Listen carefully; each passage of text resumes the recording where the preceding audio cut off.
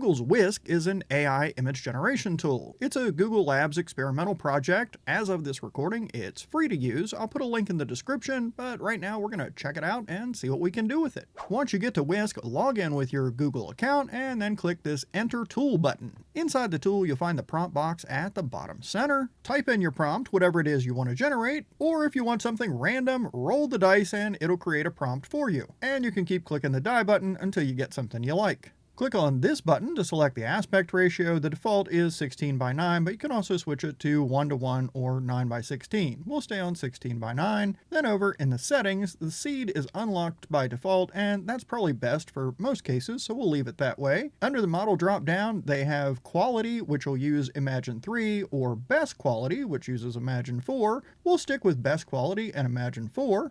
Then just click this arrow button to generate. In a few seconds, we have 2 variations. Let's do a few more. We'll try a frog reading a newspaper on a park bench wearing glasses and a tiny hat. And how about a cactus on a beach chair sipping a tropical drink? Since I didn't specify a style or medium in this prompt, it gave me one that's like an illustration, a cartoon type thing. And the second variation looks more like a photograph with a really shallow depth of field, nice blurred background. Let's try something with a little bit more detail. We're going to go for a vintage 90s snapshot of some friends hanging out and hope to get some 90s elements in there. Both images included a car that's plausibly from that era, the payphone, the boombox, and at a quick glance it looks like everybody has the right number of legs and arms and hands and maybe even fingers. Sometimes AI image generation models struggle with that stuff in group photos, but it looks like we might have done okay here. Just don't try and read the text on the payphones. Now there's a few ways that we can work with our generated images in Whisk. One of them is to just click on the image and you'll get a preview along with the entire prompt. Then you can make any changes you want to the prompt, like maybe we'll take out the raccoons and make it squirrels, and instead of rainy foggy leaves changing color, we'll say sunny weather green summer leaves. Click generate and Whisk generates 2 image variations based on the new prompt. Another way we can work with an image, when we hover, we have this refine button. Click that, and now you're in a chat to edit kind of workflow. You don't have the prompt, you do have the preview image, but there's no prompt here.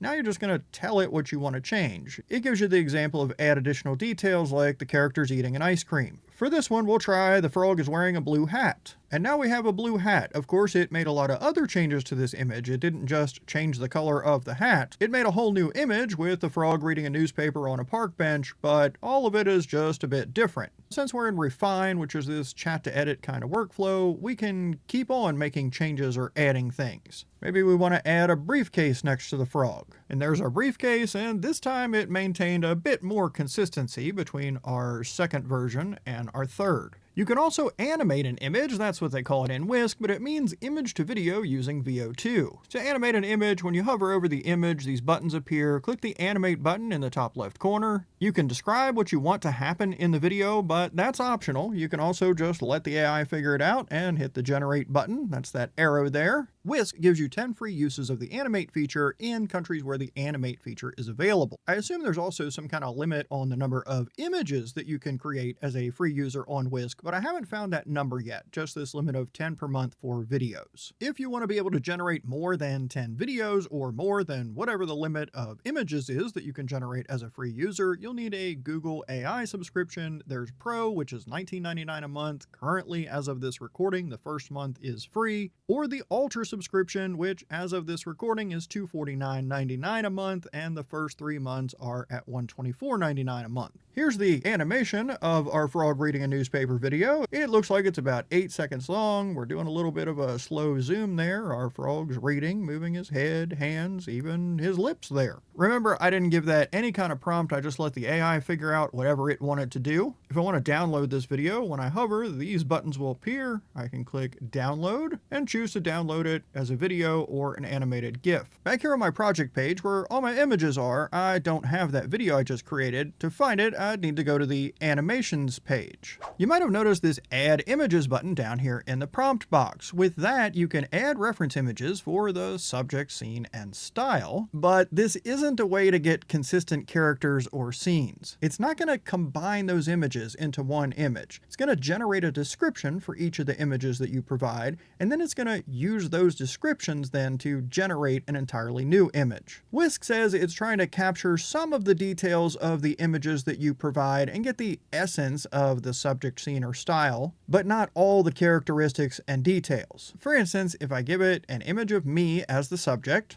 and then this image of a desk as the scene, and then I come into the prompt and say the man is sitting at the desk reading a letter and hit generate, here's what I get. And in both of these images, the subject has some similarities to me, the scene has some similarities to the scene that I provided, but there are some differences as well. And according to Whisk, that's how it's supposed to work. They're not going for exact consistency here. We'll clear all that out. I'll bring in an image of a car and a house. We're going to leave the prompt blank and see if it can figure out what to do with these two things. Great, it understood the car goes in the driveway. If you look at my original image of the house, you'll notice that the houses in each of these variations is not that house. It's similar, but not the same one. Same thing with a car. Very similar, but not exactly the same. Now we can do a little more with this. We can also add a style. So let's bring in this image that's a 3D Pixar style. And we can have more than one image in these categories. So let's come over here next to the subject and click the plus sign. Then I'll bring in an image of me. For the prompt, I'll say the man is standing next to the car in the driveway. We'll hit generate. And what we have in each variation is an image that contains a house, a blue car, a guy, and is in kind of this 3D illustration sort of style. Now, if you want to see how it's describing any one of these images that you provided, just on the bottom left corner of the image, click this little button. And over on the right is the AI's description of what it sees. If you want to add additional details, it gives you a spot here to do that and then generate. Let's go back to this subject image I provided of me. We'll say the character is holding a smartphone. Generate. It gives us two variations. That has put a smartphone in our character's hand, but it has changed our character pretty significantly from what we started with. Here's the other variation. Again, the character has a cell phone in his hand, but quite different in the face. Now, if we keep that selected and close this, now it'll use the description of that image combined with these others if we generate from this point. And that's fine if I just need a guy that matches that general description and isn't exactly a specific person. Now, there's probably more we could explore with adding images, but I think you get the idea of what's going on here. I'm going to come up here to the hamburger menu, click on that, and click on New Project. That way we have a fresh workspace to be in. Now come back to that same hamburger menu on the top left, and you'll find there's some presets there, like sticker. We'll expand this menu back out again and see what's going on there. So that's filled in the style with something that looks like a sticker. I'll drop in a subject image. I'm going to leave the scene empty. I'm not going to bother with a prompt. Just hit generate on that. Come back up here to this same menu, presets. Let's try plushie. We're going to turn off this subject, drag in an image of me. We'll leave the prompt blank, hit the go button, go back and see what other presets we have. How about the chocolate box? And for this, we'll go ahead and leave both me and this sweet old lady, and we'll see if it puts us in a chocolate box. There's some other presets here, a bento box, a capsule toy, a card, and if you click on any one of these, you can get an idea from what it adds, sort of what it's probably going to do. Here's the stickers of the lady on her porch drinking tea or coffee. These two are me as a plushie, and then me and grandma as chocolates in a chocolate box. Now let's go back to the Whisk main page. The images here are a little bit more than just examples. If you see something you like, click on it, then click Make Your Own. It brings it into the tool and it gives you some pieces to start with, like a prompt, and then over here some reference images like a scene and a style. So let's get rid of this scene, and I know it wants a scene here. I don't have an image in mind, so let's enter some text. I'll say fresh oranges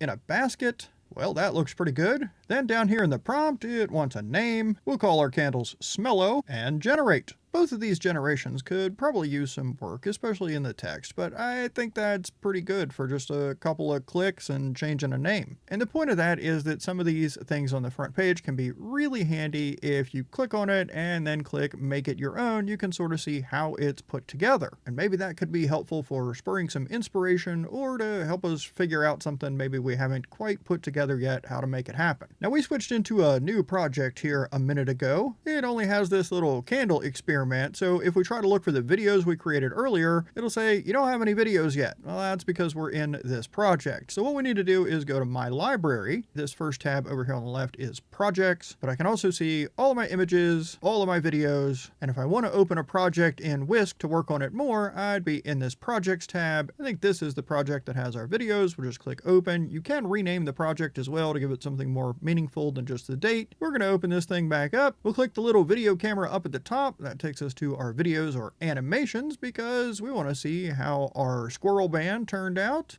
Let's see, they are jamming along, they stop a little bit. I'm not quite sure what they're doing, but hey, they've got it figured out, I guess. Let's check out our 90s scene here, our friends hanging out. Car goes by in the background, that's a nice touch. A little bit of camera movement. Looks like a pretty chill afternoon. So there's our quick tour of Whisk, Google Labs experimental project for AI image generation. My name is Bob. I appreciate you hanging out with me. I hope this was useful or at least entertaining, and I hope you'll come back and see me in another video.